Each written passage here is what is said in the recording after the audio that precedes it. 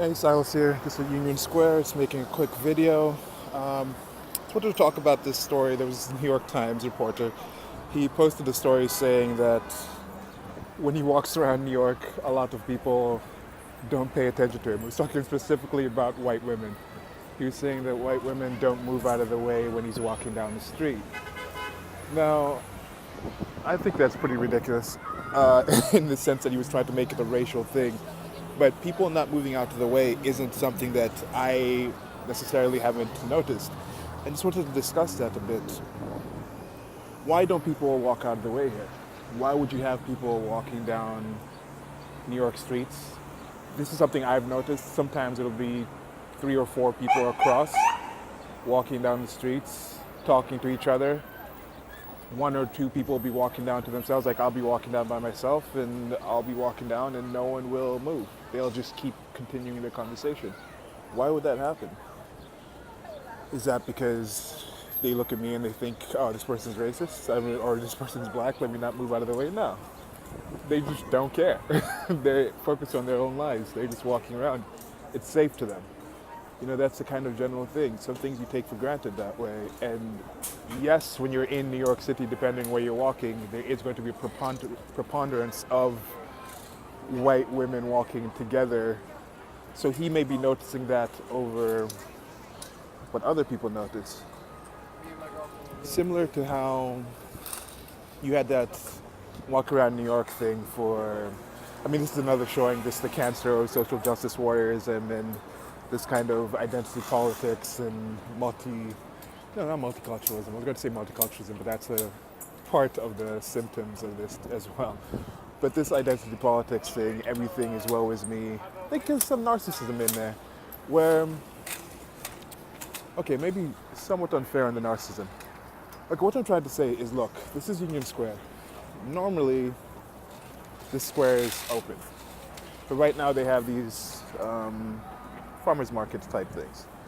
Now you take somewhere in Nairobi, most open spaces like this, like a park like this, will have some open air markets, even in the main city. They'll have people selling their wares openly like this. So when this happens in Union Square, I think it happens 3 days a week, people come out to take part in it, to see it, because it's kind of a novelty for them. They're used to brick and mortar stores. Whereas in Nairobi, it doesn't really stop people that much to come out and see something like this because that's a regular thing.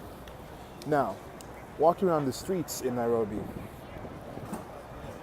there's a difference in walking around the streets in Nairobi. This is one thing I noticed as a kid, and I'm thinking it probably even affects the way kids grow up in different places, but the streets themselves.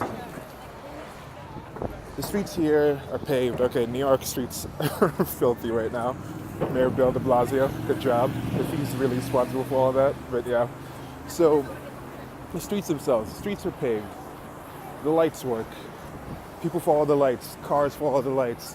People walk around. So in general, I can walk like this. Okay, I'm recording this, but I'm walking this, looking around and walking. But I could be looking down at my phone, texting, not really paying attention to where my feet are going because of just the pavement itself. The pavement itself is to the point where it's safe. Like, see right there, that manhole cover. In Nairobi, there's a good chance, even in the good parts of the city, that manhole cover wouldn't be there. That you could be walking down the street and you could find a massive hole just in your street. Like right now, this pavement right here, I could close my eyes and walk over there. Count how many steps, maybe 20 steps. Close my eyes and walk over there, and nothing will happen to me. Even if I did step on a hole, my foot probably wouldn't get, I probably wouldn't get hurt by stepping in that hole. Whereas in Nairobi, there's actually pitfalls, like the video game Pitfall. You could actually fall in and really hurt yourself. So just walking around Nairobi, even without people on the street, you would be paying more attention to your surroundings. Now I'm thinking, how is it when kids are working this way? Kids are out playing and they have more awareness, situational awareness of just their surroundings, whereas you have kids playing in paved streets and they kind of don't really take in too much of that. But that might be a topic for another time. But anyway, back to the thing. Now, as for it not being a racist thing for the people moving out of the way, I've traveled to a few countries, looked a little different while I was in different places. Sometimes it's a lot more overweight. Sometimes my hair will be more disheveled.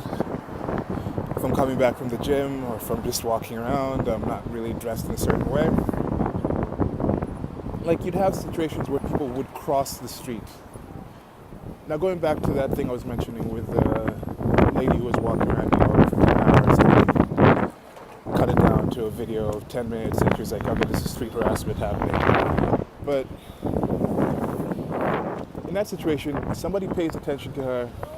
Sure, it may not be maybe unwanted attention, but it's not like they're grabbing her or demanding she do anything. That's considered some kind of harassment, some kind of assault. Now, with this guy who wrote for the New York Times, people are not paying attention to him. That's considered some kind of assault. So this whole damned if you do, damned if you don't.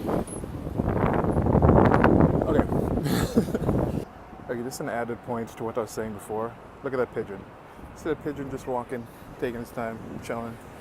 We're here recording it. Just walking down the street. That pigeon probably wouldn't move out of your way if you were walking towards it. Look right there.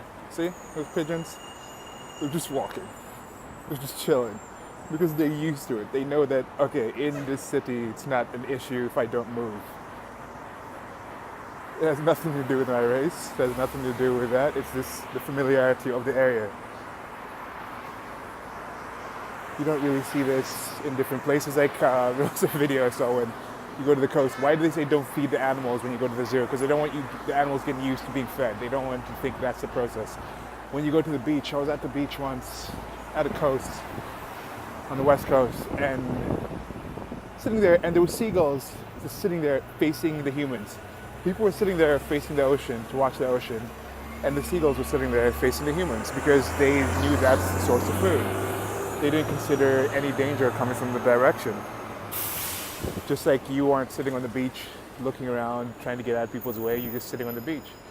So, just trying to give a little mention on that guy and how absurd that is and how we get to hear this. And there's been good pushback about this. There was one guy, Jason Whitlock, who was on the Tucker Carlson show, and I like the guy. I've heard him talk on Fox Sports, and he was talking about how sometimes when the writer, who he said he knew, had admitted that he preferred or dated white women, that they have some more,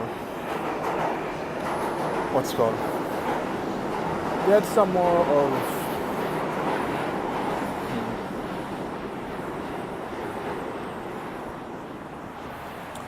train passing underneath.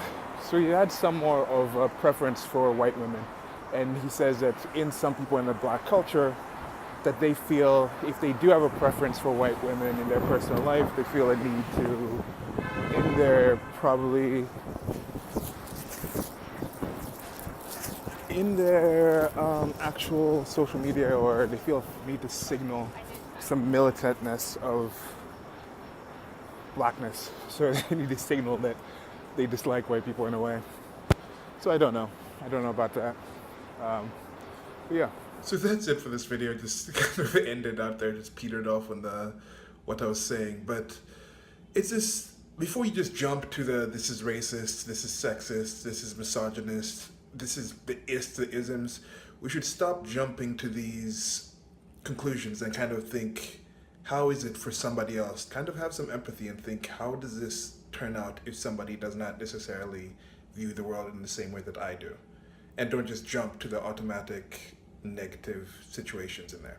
So like, share, and subscribe. Links in the low bar to that video with the walking in New York thing, and I'll try to find that article with the walking in New York thing. Okay, bye.